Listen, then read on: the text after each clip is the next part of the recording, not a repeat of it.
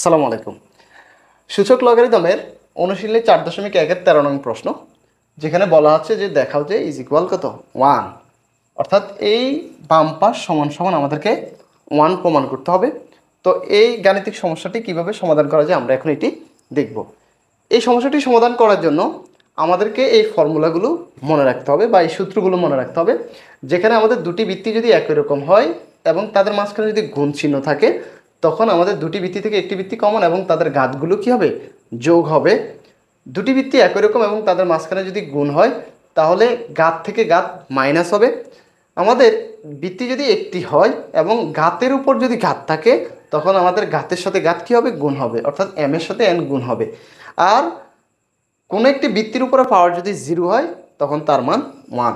এই ফর্মুলাগুলো ব্যবহার করে কিন্তু আমরা এই গাণিতিক সমস্যাটা সমাধান করব। তো দেখো, আমাদের যেহেতু দেখাও যে ইজ ইকুয়াল 1, আমরা এই 1 অংশ এবং এই দেখা অংশটাকে মুছে ফেলে আমরা এটি সমান সমান 1 দেখাবো। আচ্ছা, এক্ষেত্রে আমাদেরকে প্রথম যে কাজটি করতে হবে সেটি হচ্ছে আমাদের ব্র্যাকেটের ভিতরের অংশ আগে করে নিতে হবে। তা আমরা যদি দেখি, আমাদের এখানে একটি বৃত্তি x এবং বৃত্তি x, দুটি বৃত্তি কিন্তু একই রকম। আর দুটি বৃত্তি যদি একই রকম হয় এবং তাদের উপর যদি ঘাত থাকে, আমাদের উপরের ঘাত থেকে নিচের ঘাতটা মাইনাস হবে। সো আমরা এখানে x থেকে একটা x কমন নিতে পারি এবং আমাদের এই যে a থেকে আমরা b কে, এই যে উপরের ঘাত হচ্ছে a, নিচের ঘাত হচ্ছে b, একটি থেকে একটিকে মাইনাস করতে পারি। তারপরে আমাদের এখানে যে ঘাতটা আছে সেটাকে আমরা কিন্তু তার মতো করে লিখে নেব। আচ্ছা, এরপর আমাদের x দুটি থেকে আমরা একটি কমন নিতে পারি।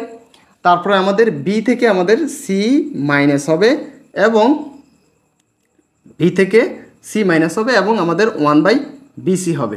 তারপরে ইন্টু x কমন, c থেকে a মাইনাস হবে এবং আমাদের 1/ca। ওকে, আচ্ছা, এরপরে আমাদের যে এই ফর্মুলাটি আমাদেরকে ব্যবহার করতে হবে। এই যখন বৃত্তি একটি হয়, তার ঘাতের উপর যদি ঘাত থাকে, তখন আমাদের কি হয়, ঘাত ঘাত গুণ হবে।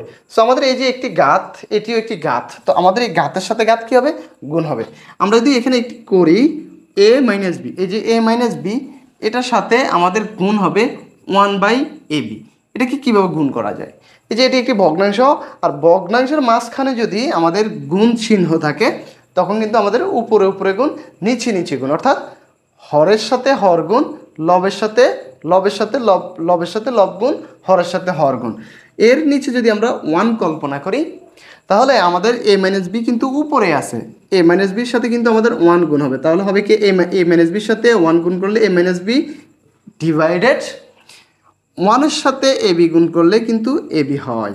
তাহলে এই যে a minus B into 1/ab গুণ করলে কিন্তু এই যে উপরে উপরে গুণ, নিচে নিচে গুণ, আর নিচে কিন্তু মনে মনে 1 আছে, তো আমাদের a minus B divide by ab হয়। সো আমরা এখানে x এর x আর a মাইনাস বি আর 1/ab গুণ করলে আমাদের হয় a minus B divided by ab, এটা আমরা গুণ করে দিলাম। ইন্টু অনুরূপভাবে এই যে b মাইনাস সি 1/bc, এটা গুণ করলে হয় b minus c divided by bc x to the power, এই যে সি মাইনাস এর সাথে 1/সি এ গুণ করলে c minus a divide by c a, এটি গুণ করলে আমাদের এভাবে হয়। আচ্ছা, এরপরে আমাদের এই যে বৃত্তি, একাধিক বৃত্তির মাঝখানে যদি গুণ থাকে, তাহলে তাদের ঘাতগুলো কী হবে, যোগ হবে। সো আমরা এই এক্স থেকে আমরা একটা এক্স কমন নিব, তারপর আমাদের হবে a minus B divide by ab। এই যে প্রথম ঘাত, এই যে তার সাথে প্লাস হবে আমাদের দ্বিতীয় ঘাত b minus C divide by BC, plus তার সাথে প্লাস হবে আমাদের তৃতীয় ঘাত। আচ্ছা, মানে এক্স তিনটি থেকে আমাদের একটি এক্স কমন, তারপরে তাদের যেই ঘাতগুলো বা পাওয়ারগুলো রয়েছে, এই পাওয়ারগুলো আমাদের যোগ হবে, কেননা তাদের মাঝখানে গুণ চিহ্ন। এই যে এক্সের মাঝখানে যদি গুণ চিহ্ন থাকে, তখন তাদের ঘাতগুলো কী হবে, যোগ হবে।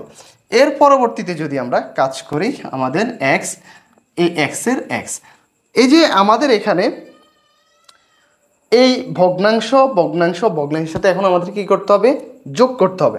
তো তিনটি ভগ্নাংশ বা একাধিক ভগ্নাংশের গুণের ক্ষেত্রে আমরা কি করি, একাধিক ভগ্নাংশের গুণের ক্ষেত্রে আমাদেরকে কমন নিতে হয়, অর্থাৎ লসাগু করতে হয়। তো এ বি বিসি সি এ থেকে আমরা এ বি সি কমন নিতে পারি। আচ্ছা, এরপর আমাদের কি করতে হবে, হর দিয়ে ভাগ, লব দিয়ে গুণ, অর্থাৎ এই মানকে নিচেরটা দিয়ে ভাগ করতে হবে। তাহলে আমাদের এই এ বি সিকে যদি আমরা এখানে কি হরে কে আছে, আমাদের নিচে আছে এবি, এবিসিকে এবি দ্বারা ভাগ করলে আমাদের এবি কিন্তু বাদ যায়, আর বাকি থাকে কি সি। তাহলে যা কমন নিব তাকে আমরা হর দিয়ে ভাগ লব দিয়ে গুণ, তাহলে আমরা ভাগ করলে পাই সি, ওই সি দিয়ে এম এন এস বিকে আমাদের কী করতে হবে, গুণ করতে হবে। তাহলে সি দিয়ে যদি আমি এম এন এস গুণ করি, তাহলে সি দিয়ে আগে এ কে গুণ করলে হবে এসি, এবং সি দিয়ে মাইনাস বিকে গুণ করলে হবে মাইনাস বিসি। আচ্ছা, তাহলে আমাদের এই ভগ্নাংশটা গেল। তারপরে এই যে প্লাস, এই প্লাসের প্লাস চিহ্ন দিলাম। এবিসিকে আমরা বিসি দ্বারা ভাগ করব, তাহলে এবিসিকে বিসি দ্বারা ভাগ করলে আমাদের বিসি বাদ যাবে, আর থাকবে এ দিয়ে যদি আমরা বিকে গুণ করি তাহলে আমাদের হবে এবি, এ দিয়ে যদি মাইনাস সিকে গুণ করি তাহলে হবে মাইনাস এসি। তারপরে আবার আমাদের এই প্লাসের আমরা প্লাস লিখব। তারপরে এই এবিসিকে সি এ দ্বারা ভাগ, এবিসিকে সি এ দ্বারা ভাগ করলে এ এবং সি বাদ যাবে, আর থাকবে বি। এই বি দিয়ে আমাদের উপরে এটাকে কী করতে হবে, গুণ করতে হবে। তাহলে বি দিয়ে সিকে গুণ করলে হবে বিসি, এবং বি দিয়ে মাইনাস একে গুণ করলে হবে মাইনাস এবি। আচ্ছা, ঠিক আছে। তাহলে আমাদের এখানে যেটি হবে এক্স, এই যে মাইনাস এবি এবং এই আমাদের প্লাস এবি বাদ যাবে, মাইনাস এসি এবং প্লাস এসি বাদ যাবে, এই মাইনাস বিসি এবং প্লাস বিসি কাটা যাবে। ওকে, তাহলে আমাদের এখানে থাকে এবিসি, আর উপরে কিন্তু আমাদের কিছু নেই, মানে হচ্ছে 0। আচ্ছা, তাহলে এটি যখন আমাদের হবে এক্স টু দি পাওয়ার, জিরোকে কোনো কিছু দিয়ে ভাগ করলে তার মান হচ্ছে 0। সো এই এক্স টু দি পাওয়ার 0, এই যে আমাদের a to the power 0 is equal 1, তাহলে x to the power 0 is equal আমরা 1 লিখতে পারি। তো এভাবেই কিন্তু আমাদের 13 নং প্রশ্ন আমরা সমাধান করতে পারি।